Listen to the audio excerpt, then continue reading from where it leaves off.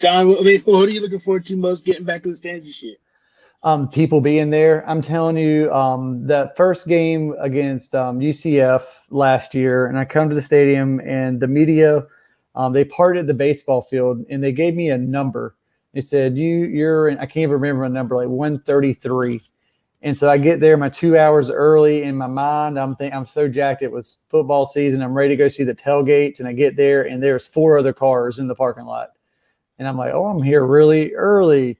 And I realized it's because there's no one there. They had the 300 just for the parents, and they were sitting under me where we couldn't see it. And it was such a weird experience. And I'd say weird in a bad way. There's no life. There would be a huge hit, and it just is. It's just there. It is. It's just like playing a video game with the mute on. There's no emotion to it. That's what I'm looking more forward to, is the fans in the stand, but more importantly, tailgating. I'm really hoping that everything pans out with this pandemic, and that we can have 100% capacity and full tailgating, but we'll just see how that goes. Yeah, I think for me, back in the stands, I think honestly, this will actually be my first year as just a fan. I mean, I spent all of high school in band. Little backstory for me and Coach Houston were both at the Lenore Ryan games in 2013, when he was taking them to a national championship. But I've only been to football games in the band outside of that one North Carolina A&T game where I went as a fan, at neutral site. But this has been my first time watching ECU just separated from having to perform or having to provide for the band. So I think for me, it's just going to be just being a fan for the first time.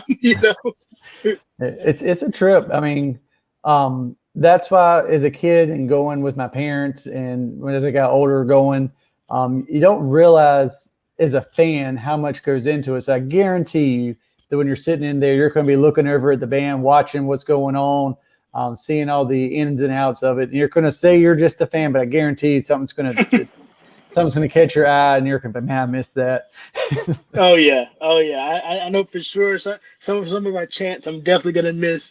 Being all out with the chants, because I'm sure the fans don't really know what we're saying, but The best one though that I didn't even think about until is just living on a prayer with actual fans there, not the piped in. Oh, Yeah, I was watching it on TV. I was in that weird time period where I wasn't going to many games, but just watching them on TV when they started that back up, and it doesn't really do well on TV. It doesn't really carry over. When you're there, I get into it. I can't even sing, but I'm ready for that. And they did it last year with the piped in from years ago, but I'm ready for that. I'm ready for the fans to do that.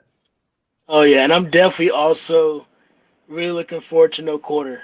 I think, okay, so if the game in Charlotte is an App State home game, do you think that they would still do us a no quarter, still do us some version?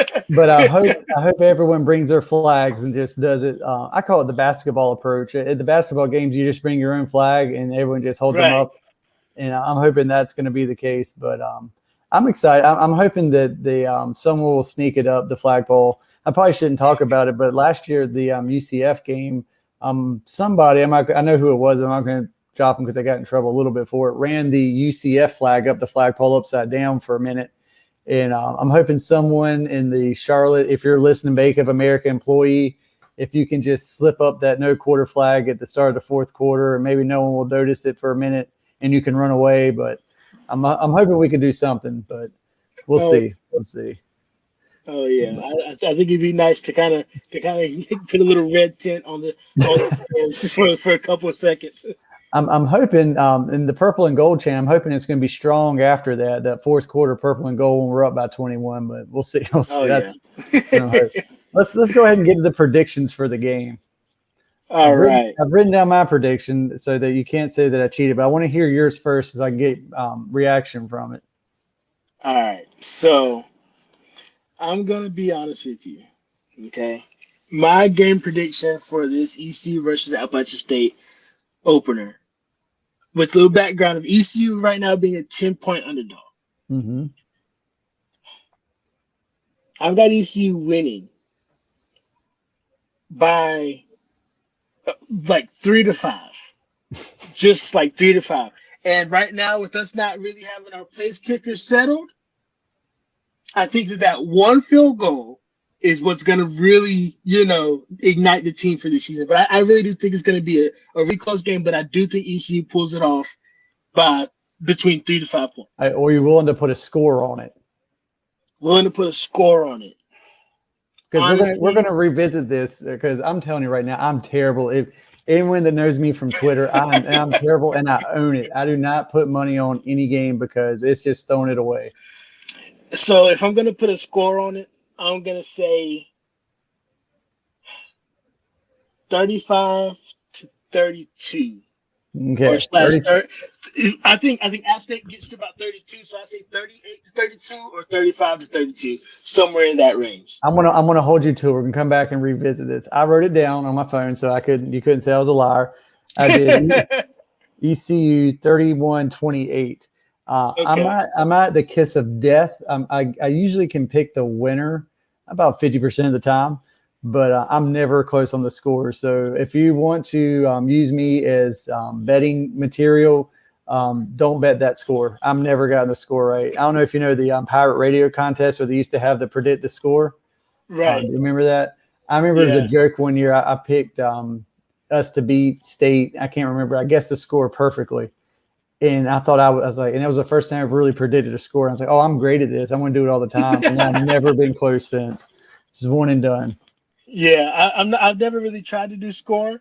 I normally try to just pick a team and usually buy a margin. I try to go margins. Margin of victory, I'm pretty good on.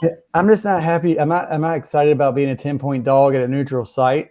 But I think the odds makers have to look at ECU's total, just whole portfolio from last year, from game 1 to game 9, and that's so I understand it. But I think we're going to surprise people.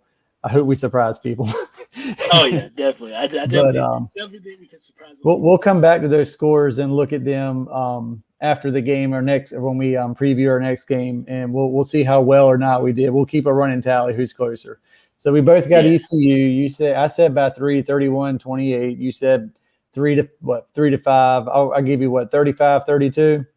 Yeah, 35-32, 38-32. Yeah. So we'll see who does better. Someone's going to be watching this and thinking, "Oh man, what are these idiots doing?" But never hurts to. That never hurts to take a shot at it. Well, I'm trying, and I've had many people tell me, "Don't be a homer, don't do this." But I truly feel ECU can win this game neutrally. If we were at Boone, I probably would take App State, honestly, 31-28. I think the neutral site's going to, if we were back in Greenville, I think I'd take us probably, I would guess maybe 38-21 maybe. But since it's neutral site, we'll see how it goes.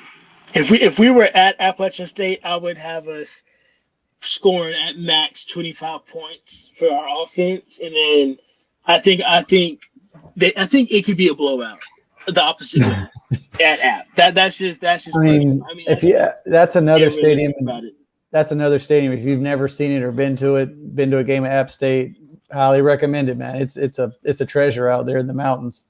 Yeah, I've seen the stadium. Just never been able to go up to a game up there. But yeah, I think Downey-Ficklin is the most beautiful stadium, and I say that, but man, it's hard to beat App State in the fall. Oh yeah, I'm sure with the trees. Yeah. All right. Well, I think we'll sign off till next week, and we'll catch you guys. And if you want to have your predictions, put them in the comment section, and we'll see who's the closest. Yeah. All right. And I'll cut it off right there. I thought. Hey, Pirate fans, this is Josh here.